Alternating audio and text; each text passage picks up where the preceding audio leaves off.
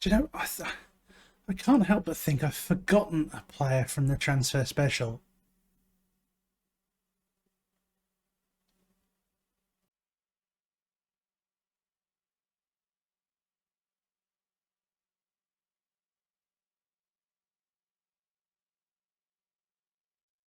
Uchabaka!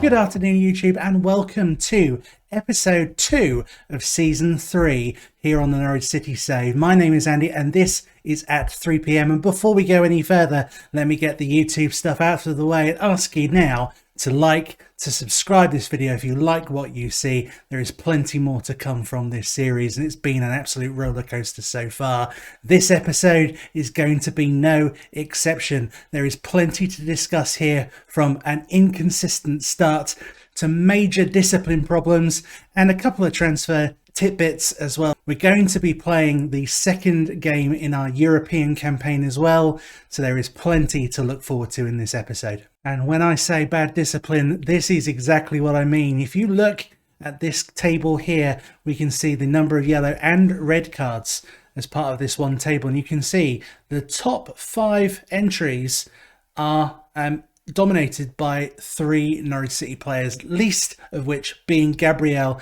Menino. I told you last week I had really high hopes for this guy. He came in with such stellar recommendations, and I can't understand why it is he is so poor with his discipline either. His aggression is 11. He is a driven personality. He's not got any player traits that would cause him to lose his temper with anybody.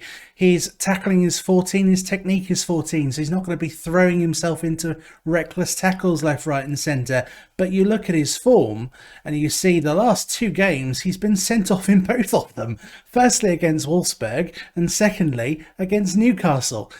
And then against Wolfsburg, what made it even worse was that I bought on Gonzalo Escalante to replace him, and he got sent off as well for 2 yellow cards, literally within minutes of being sent off, being brought on to replace and to shore up the defence. Now, I managed to go entirely defensive and managed to escape that game with a 1-1 draw. God knows how. Wolfsburg were all over me, but nonetheless, 2 players sent off in 1 game. It just goes to show you that I have a team here that are really very unruly. So what I've done, changed the tactics, tweaked things a little bit, turned down the tempo, tried to cool things off with the team. This is clearly going to be a team that needs to learn a little bit more control and get used to my tactics and way of playing before we're able to perhaps ramp up the intensity. And I think it's because of that that we have found very inconsistent form. If you look at the scores that we have put in so far, when we get on top of teams, we tend to be the victors. So you remember last time we beat Arsenal 1-0, well, we lost 2-1 to Manchester United in a game actually we could have really came back and drawn we were very poor in the first half, conceding 2 very early goals. Dominic Calvert-Lewin got a goal in the 64th minute, and we piled on the pressure after that, but just could not find that equalising goal. So disappointing, but Man United are a very, very good side. Not too disheartened by that, especially considering we came back to Fulham, to play Fulham, I should say, where we won 3-1. Calvert-Lewin again scoring 2 goals, and Buendia rounding off the goals for Norwich. But we then really have struggled for form. We could only beat Everton 2-1. Everton are a team, we lost to Everton 2-1 even. Everton are a side that aren't doing particularly well this season. We're languishing in 19th when we went to Goodison Park.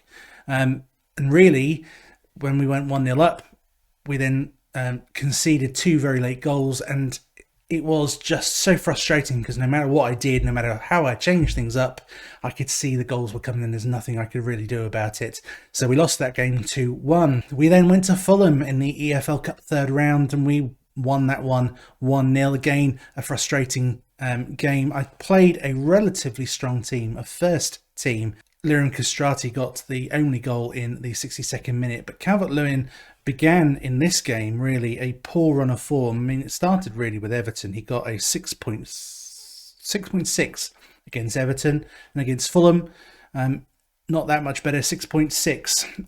We then played Bournemouth. 2 goals scored by Liam Castrati. Dominic Calvert-Lewin got a 6.7, but again, that was much lower than the rest of the team's average. In fact, he was the lowest average on the side in the entire side, except for Tim Ronning and Adam Armstrong, who was actually the replacement for him late on. And then we came up against Wolfsburg. I mean, this game was crazy. Calvert-Lewin popped up with a goal in the 29th minute after just 3 minutes after Menino got himself sent off for a sliding tackle. I brought on Escalante to shore the entire team up with us down to 10 men. I thought I had calmed things down enough, make sure that we keep our discipline. And what did he go and do? He went and skidded and did a 2-footed tackle, which got him immediately sent off as well. So Menino and Escalante are both very much on borrowed time already and need to prove that they can handle themselves. And Menino did very little to reassure me. When the game against Newcastle, he managed to get a booking and a sending off, albeit by the 90th minute. So 2 games, 2 sending offs for Gabriel Menino. And you can see, looking at that table which shows all of the yellow and red cards in the league, these players aren't alone. There are a lot of players here who have got a large number of bookings already. So inconsistent form coupled with ill discipline means that I am feeling a little bit nervous about this season already. But we've got an opportunity here today against FC Midtjylland in Norway, Denmark, one of the two. I can never remember which is which. In Denmark, to perhaps get a decent foothold in this particular Europa League group. You can see in Group D, we have Wolfsburg, Zenit and SC Midtjylland. Midtjylland have taken an early lead, having beaten Zenit 2-1. So we really do need this game to be a good game for us and to be a victory for us in order to keep up the pace on them. But I'm still fairly confident. I do think that we can go to Midtjylland and get a decent result. We've got the players to do so. Now, there's been some transfer news as well, my friends. Yes, we don't go a single episode without speaking about transfers in some capacity, but it is a transfer out. We got to the transfer deadline day and the only business of any note was Frank Onyeka. He came to me initially wanting a chance in the first team. He had not played too often at the end of last season and at the start of this one. And I told him that I would sell him because he was pretty much my third choice central midfielder for that particular position. I didn't really see him getting too many games, and I didn't really want an unhappy player sitting on the bench. Like I said, it's just not worth keeping an unhappy player around to upset the dressing room atmosphere, particularly when things are inconsistent at best already. So, and a bid immediately came in from Atletico Madrid for 22.5 million quid, and a deal I couldn't really afford to turn down. I probably would have accepted it even if he wasn't asking for a transfer. So, bought for 9 million quid, and in the space of a season, after 24 games with 5 assists and a 6.93 average rating, has been sold for more than 2 times the value that we paid for him. So, grand scheme of things, he's happy. He's moved to a big side with Champions League football. We're happy. We got a good fee for him, and that money goes straight into the transfer pot for January, where we now have £81.84 million to spend with a wage budget of £404,000. So let's catch our breath a little bit and think about what's to come. We've got a game against FC Midtjylland. Let's get to that game now. There is also a player who I forgot to mention in the transfer special. In fairness, it's because he's very much a backup player, and he is somebody who perhaps I've made a slight mistake in signing. His name is Elias Abuchabaka, and what a fantastic name this guy's got. And I think really that was probably what tempted me into getting him. When I got a notification through about him, my scouts suggested that he was somebody who had a 3.5-star current ability and 4.5-star potential ability, and available from Spurs at only £6.5 million. I saw him as the perfect understudy to Emi Buendia. I signed him, and immediately my coaches disagreed. Current ability of 2 stars, potential ability of 3 stars. He's only on 21.5 grand a week. I say only, it's still a fairly significant amount of money, and he has started poorly. So maybe it is a case that I'm going to have to keep him around for a season and use him as a bit part player and to back up the squad when I need to. He is quite versatile, which is another thing that attracted me to him. He plays all around the midfield and up front and in defensive midfield if needed as well. So maybe I keep him around as a backup option, somebody that I can look to bring on in a pinch, which when you've had 2 players sent off and a European tie, believe me, he came in handy with his versatility because I was able to move the team backwards in order to protect the 1-1 draw that we managed to effectively come away with. So between continuing from the last time I was speaking to you and now, we have suffered a fairly significant injury.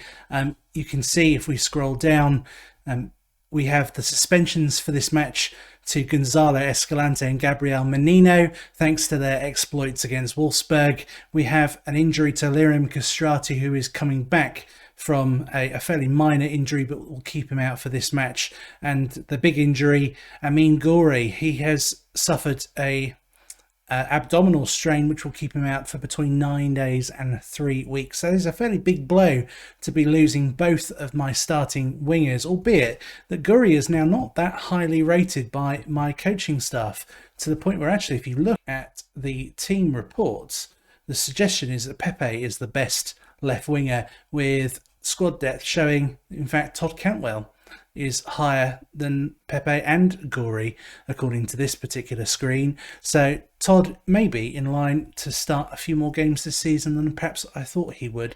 But the team that we're going to be taking into the match is a relatively familiar one. We've got Ronning in goal. We've got Aarons at right back. At left back is Emerson.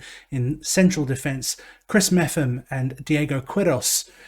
We have Skip as the central midfielder on defensive philosophy. We have Elena, who needs to be changed into an attacking playmaker. We have Buendia, who I'm going to change back to an attacking midfielder.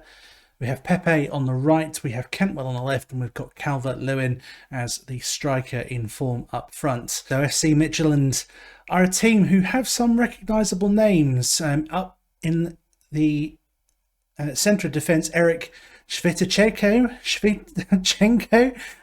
I could never pronounce this guy's name, despite the fact that actually a couple of FMs ago, he was somebody who I bought for Norwich and did very well. Evander is there, very much their danger man, and Pione Sisto is a player who can cause real problems out on the wing. One of the things you may notice as being different from last year is I have installed a match pack, which allows me to have some slightly different match day panes to produce some different statistics. So I've got it set up in a way that I'm not particularly happy with at the minute, so I'll probably change at some point so that I've got the statistics to hand that I think I need. But there's the goal to make it 1-0. Carlos Elena, who popped up with the long range effort, he is somebody who I think was going to play a bit part in this season, but with Onyeka now being sold, he really is very much a backup option for Buendia, and also in the centre of midfield as well. And you see there, he pops up with an absolute peach of a shot, which is just passed into the back of the net, which is something I like to say a lot, I think. Oh, Quiros there with a headed shot, which comes off the crossbar and out, which cleared for a throw-in. And now we start the build-up play again. Pepe with the ball. He plays the ball forward for Aarons. Aarons back to Pepe, to Calvert-Lewin, who shoots, and he's just wide. Calvert-Lewin had to take 2 bites of that particular cherry in order to get that shot off. Here's Evander with the corner, but Ronning is equal to it from the header, straight to him. Ronning hits the ball up to Calvert-Lewin, to Pepe, who shoots, and Pepe makes it 2-0 for Norwich. This is proving to be a relatively routine performance so far. 17 minutes gone and Norwich are 2-0 up at Carrow Road.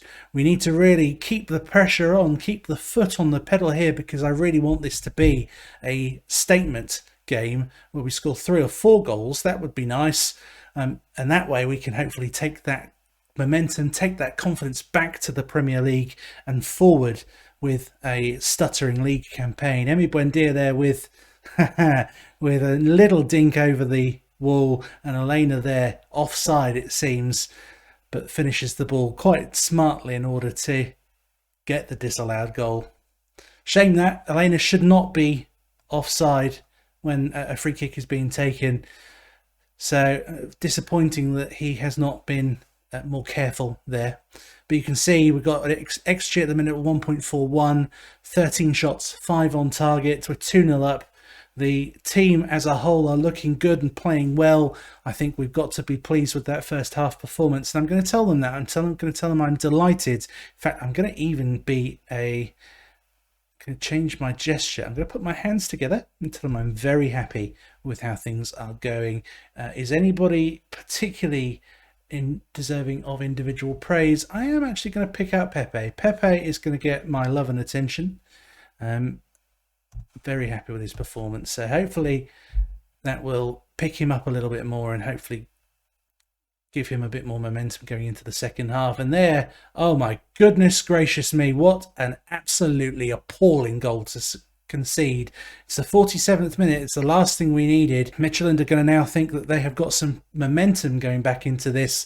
I'm just wondering whether it might be worth going cautious and whether it might be worth switching up things a little bit to make us a little bit harder to break down. So Cantwell has played particularly poorly at the moment, and I'm wondering whether it might be worth bringing on Adam Armstrong. I'm going to bring him on as an inside forward because I like using his pace to really drive at opposition defences, and Calvert-Lewin there had an opportunity where he really should have scored. So here we go. Pepe now picks up the ball. Elena now with the ball driving forwards through the heart of the Midtjylland midfield to Emi Buendia, who goes on one of his mazy runs. Round one, round another, shoots and scores. What a goal that is. It is Norwich 3, Midtjylland 1, and that should put the game now beyond doubt because Midtjylland are on the attack now. They're playing some nice stuff and we are able to head it away for the time being.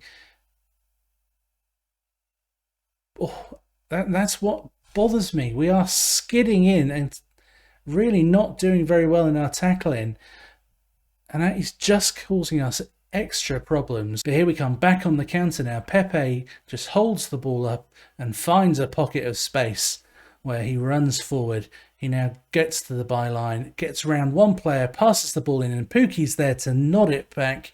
I say nod it, to tuck it behind their goalkeeper for the second of his season. I didn't think Timu was going to even get on the pitch for us this season. I thought it would be Armstrong and Calvert-Lewin as the two main options. But actually, do you know what? He seems to be the striker that seems to be doing quite well for me at the minute. Elena there with a shot from a free kick, and Anderson with a nice save to keep it at 4-1. We now have the corner kick, which Elena's going to take in. He lofts the ball over to Quiros. Quiros is unable to make it, and unfortunately it's Paulinho of Midtjylland who takes the ball first of all, but Emerson with a key tackle there to prevent him from continuing with his counter-attack. And there we have it, Norwich 4, Midtjylland 1. So there we have it. We can't complain, can we? A 4-1 victory in the Europa Conference League. That sets us up quite nicely going forward in that group. But we now need to turn our attentions back to the Premier League, where we really need to find some consistency. And we need to make sure that we don't still keep giving away needless yellow cards and getting ourselves sent off and down to 10 and even 9 men in future. So what do you think about how things have gone so far? Leave your comments down below. Are you of the same view as I am that Gabriel Menino may just be a liability? And don't forget as well, if I can ask you to like this video if you like what you've watched and subscribe to the channel, I would be so grateful. grateful. Thank you very much for your support. We will see you next time here at 3 p.m. Take care.